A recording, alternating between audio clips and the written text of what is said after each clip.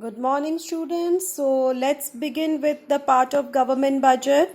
And in the previous session, we were studying about the components of government budget. And I explained you revenue receipt and capital receipt along with their meaning.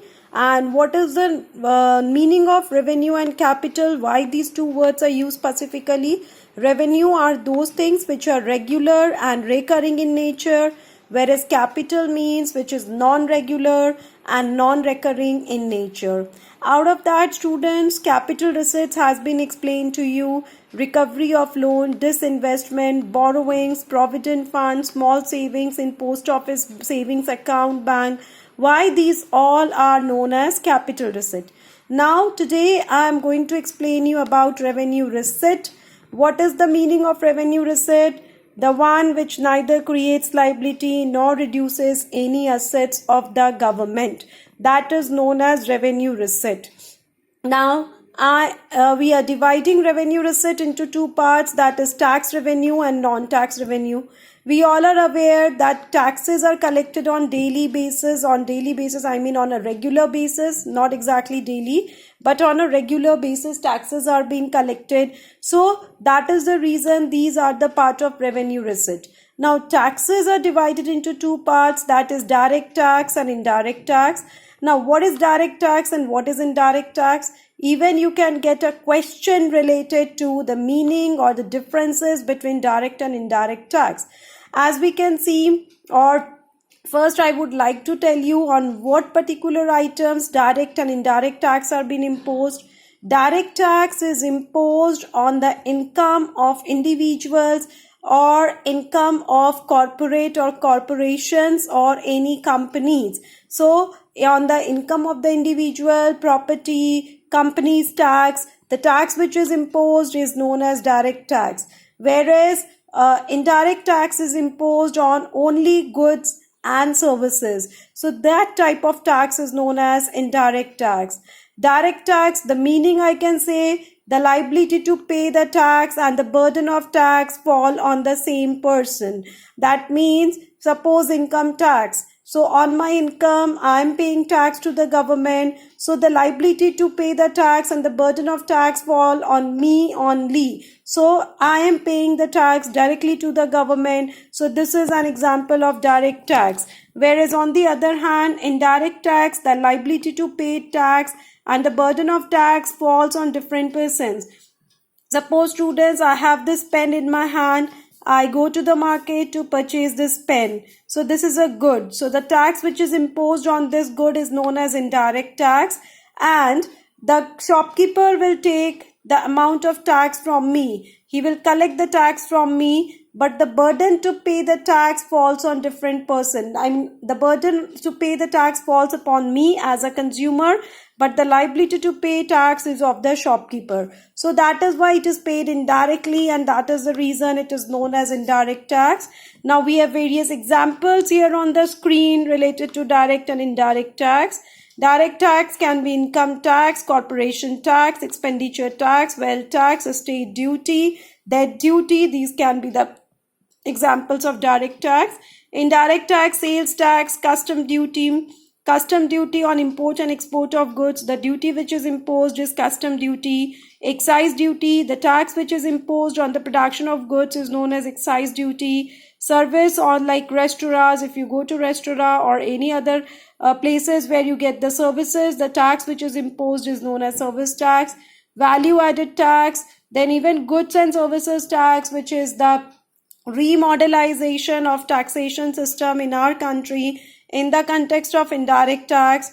And you should be aware about this, students, that GST, that is goods and services tax, has subsumed 17 different taxes. That means 17 taxes.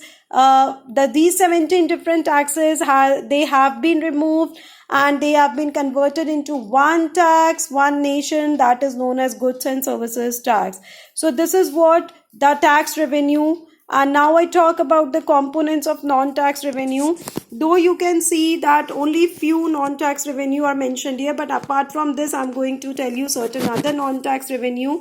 Interest receipt, interest if government has given loan to anybody, and if government is receiving interest, number one, it is receiving on regular basis, so revenue in nature, and it neither creates liability nor reduces any asset of the government, so interest receipt is the part of revenue receipt. Similarly, the same statement or the same reasons is applicable for all the tax revenue. Profit and dividend, the government companies, whatever profit and dividend it is earning, that is it neither creates liability nor reduces assets, so a part of revenue receipt. Fees and fines, many a time students, we go to a license in order to make a license for to drive any vehicle, that may be light motor vehicle, motorcycle with gear, or any other vehicle. So in order to procure that license, we have to pay a fees to the government, that can be in any other form or any other permission which you are taking from government. So the fees which you pay to the government, and then fines when you cross red signal, the red light, so you pay a penalty to the government, and even if you do not fulfill your duties towards our country, so for that also you have to pay a penalty to the government. So that is a part of revenue receipt. Then external grants, if you get any help from rest of the world, now that neither creates liability nor reduces assets, so it is a part of revenue receipt. Apart from that, students, I would like to tell you about escheat, ESCHEAT.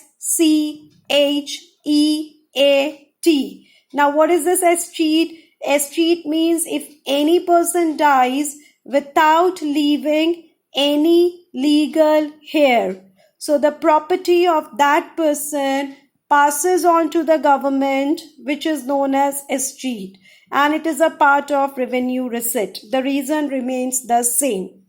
Similarly, another term is special assessment. Now, what is a special assessment? What happens is that whenever the government undertakes any developmental activities nearby your residential area or wherever you are residing, so because of that developmental activity, the value of your property appreciates. So a part of that appreciation has to be transferred to the government, which is known as special assessment. For example, wherever you are residing and a metro station is constructed nearby your area, so the value of your property appreciates. So a part of that you have to pay to the government, which is known as special assessment. So I hope special assessment is clear to all of you. Then students, one more term is there, that is forfeiture, which is not mentioned here. Now, what is forfeiture? If court it gives any orders and there is non-compliance of the orders of the court, so in that context you have to pay a penalty to the court, which is known as forfeiture. It is also the part of revenue receipt, that means which neither creates liability nor reduces assets. So this is what about, students, the first component of government budget, that is budget receipt. Again, I'm repeating, budget receipt is divided into two parts, revenue receipt and capital receipt. Revenue receipts are those which neither creates liability nor reduces any assets. Capital receipt are the one which either creates liability or reduces assets. So that's all. In the next session, I'm going to teach you budget expenditure. Thank you so much.